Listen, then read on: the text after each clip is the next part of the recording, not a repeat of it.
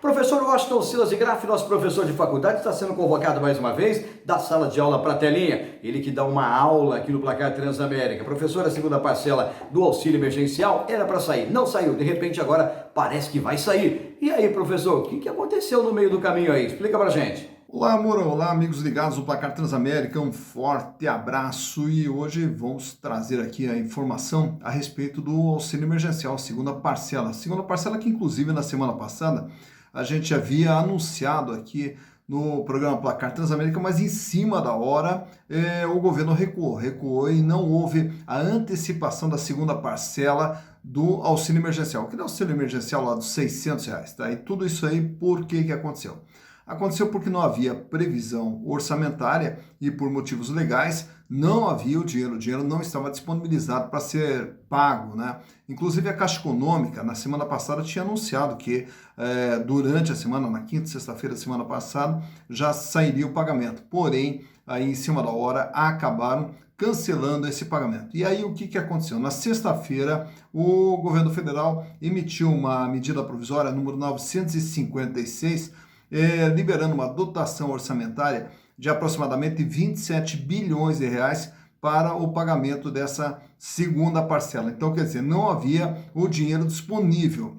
E da onde que vem esse dinheiro? Esse dinheiro vem justamente daquele orçamento de guerra que a gente já abordou aqui dentro do Placar Transamérica, onde o governo pode lançar mão desse tal orçamento de guerra, gastar além das suas possibilidades, né? Ele tem essa liberdade, mas para tanto ele tem que fazer a liberação orçamentária e isso não havia ocorrido, razão pela qual então tiveram que cancelar em cima da hora o pagamento da segunda parcela. Nessa semana, então, já está tudo certo, a medida provisória já foi emitida na própria sexta-feira mesmo, agora já tem a dotação orçamentária e agora é só questão de organizar o calendário do pagamento da segunda parcela do auxílio emergencial dos R$ 600. Então, na sequência, está para sair o dinheiro. Fora isso, também agora já está saindo o 13º, a primeira parcela do 13º do INSS, né, de todos os pensionistas, todos os aposentados, já começou a sair também a primeira parcela do 13º, enfim,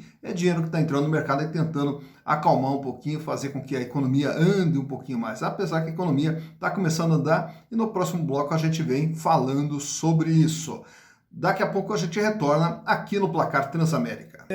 Voltando às informações da economia, o Washington Silas de Graff, nosso professor de faculdade, ele sai da sala de aula, vem novamente para a telinha para trazer informação, porque, professor, com relação à flexibilidade da economia, tudo que nós estamos passando, né? Existe aí alterações com relação a empresas, com relação a trabalhadores, muita coisa está sendo diferente. E com relação ao consumidor, será que a mudança em várias atividades muda também o comportamento do consumidor ou não, professor? Pois é, Moura, de retorno aqui no Placar Transamérica, realmente a economia começa a andar de forma bastante tímida, de forma bastante acanhada, a economia começa a andar. E isso a gente percebe em quase todas as cidades, todos os estados, que aos poucos eles já estão fazendo a liberação para determinadas atividades com certos cuidados, né, com certos receios ali para que a gente não volte a ter um crescimento da pandemia. Claro que temos cidades, temos estados onde a situação é bastante complicada, como é o caso de São Paulo, Rio de Janeiro, Amazonas, Ceará, Pernambuco, onde lá a situação está um pouco mais tensa, né? Mas nas demais capitais e nas demais cidades, a coisa até ela vem meio que equilibrada. E ela estando um pouco equilibrada, aos poucos o comércio ele pode ser reaberto. Então a economia ele começa a dar sinais tímidos aí de uma retomada, né?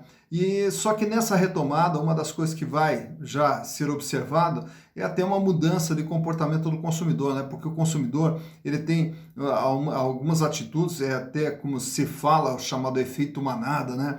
No primeiro momento ali da pandemia, todo mundo saiu para o supermercado, se abastecer, comprar, se estocar e etc. Inclusive até papel higiênico, todo mundo comprou papel higiênico de monte, né? Então uma coisa assim, um efeito meio manada. E agora, nessa retomada, a gente já percebe o seguinte, que os hábitos de consumo das pessoas, eles começam a mudar, trocando marcas mais caras por marcas mais baratas, sendo mais racional até no momento da compra, já não indo mais no impulso, no emocional, então o consumidor ele já volta de forma mais racional. E todas essas crises, essas pandemias, muitas vezes ela tem um efeito até de mudança de comportamento. Uma das que eu me lembro aqui foi quando nós tivemos aqui no Brasil um problema energético muito sério ainda no governo do Fernando Henrique Cardoso, que naquele ano faltou energia elétrica, teve que ter racionamento de energia elétrica, e a partir de então todo mundo passou a adotar um novo padrão de comportamento na questão de redução de consumo de energia elétrica, né?